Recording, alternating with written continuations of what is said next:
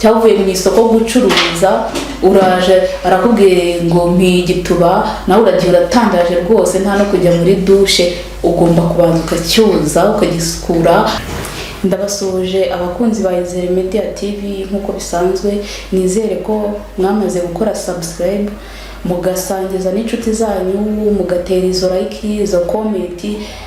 Nkuko bisanzwe uyu munsi tubafitiye insanganyamatsiko iravuga ni gute ushobora kurongora umugore wawe akarangiza.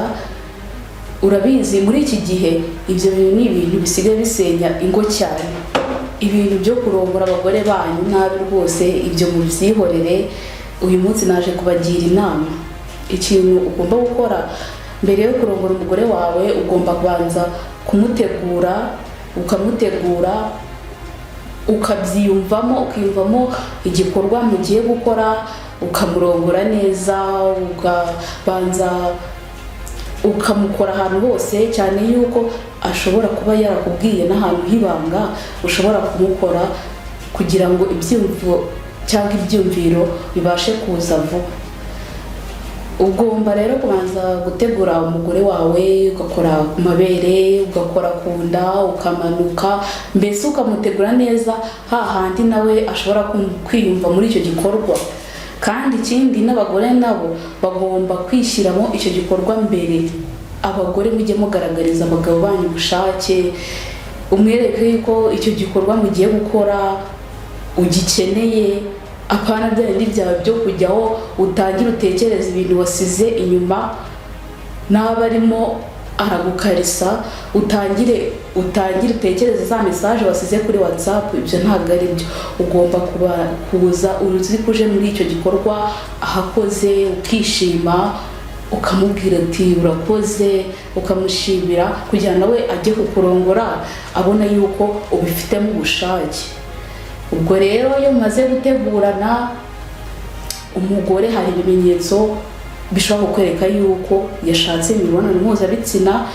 Ushobora gukora mu gitsina cye, ugakora mu gituba, ukumva hajemo ururenda cyangwa se amazi, cyangwa ukabona amaso yacitse intege, ukabona mbese ari muri mudu neza. Aho niho muzatangira gukora igikorwa cyanyu mwishimye munezerewe.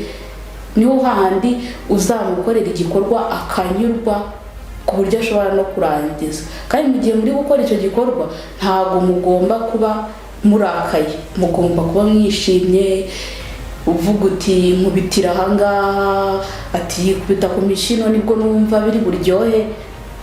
Icyo gihe abasha kukwisangaho, kuko ibyo ngibyo uri kumubwira iyo abigukoreye nawe birakuryohera.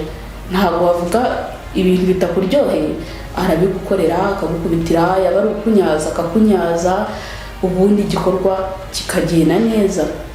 Nawe mugabo rero, niba uri gukora imibonano mpuzabitsina, gerageza ubwire umugore wawe utugambo twiza, nushaka umwizeze yuko uzamuha ijuru n'isi.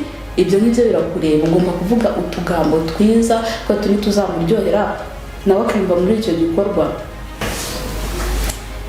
Wowe mugabo, niba ushaka kurongora umugore wawe akanyurwa, niba ushaka kumunyaza, ugomba kubikora mu buryo nyine uri fierite, nyine hahandi uzamukorera akanyurwa. Ugomba gufata imboro yawe ukajya uyikuba ku mishino, kuri rugongo, ukozeho gake utiruka, kuko iyo wirukanse ishobora gutuma uhita urangiza vuba. Umugore cyangwa umukobwa we atarakenera kurangiza. Ubikora gake witonze, ugakubita imboro yawe ku mishino, ukagenda ukubaho gakeya, ubundi hahandi nawe uzabona yatangiye kujya muri modu, ubundi warangiza ukamunyaza koko akazizamura. Namwe rero bagore, niba ushaka gukorerwa igikorwa neza, ubundi niba ushaka gukora imibonano mpuzabitsina, nta nubwo ugomba kujya kubonana n'umugabo. Izo nsya zanyu mutogosha, mujye mubanza mugira agasuku, nibwo imibonano iryoha neza ikaryoha. apana byandi byanyu by'amashyamba ameze nk'amazone, mugomba kugenda mufite agasuku hanyerera, hahandi umugabo ashobora no gukozamo ururimi akumva mbese hanyerera, akumva nyine araryohewe cyane, hahandi nyine nawe azagushimira ku buryo n'ubutaha ashobora kukubwira ati ngwino unywe igituba.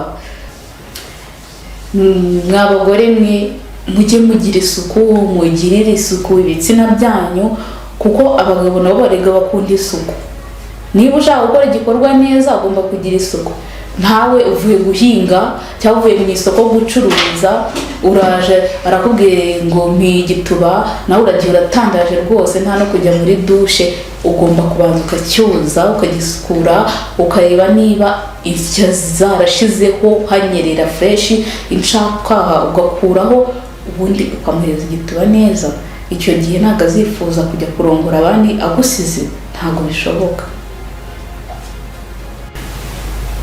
Nawe se uri umugabo uvuye ku kazi n'icyuya cyose bitewe n'akazi wakoze, usanze umugore yiriwe mu rugo cyangwa nawe yavuye ku kazi yigiriye muri dushe, yiteye utwo turungo, arahumura mbese afite fresheri, nawe uraje n'icyuya cyose utangiye kujya gucumita. Aho ngaho urumva azakunyarira se?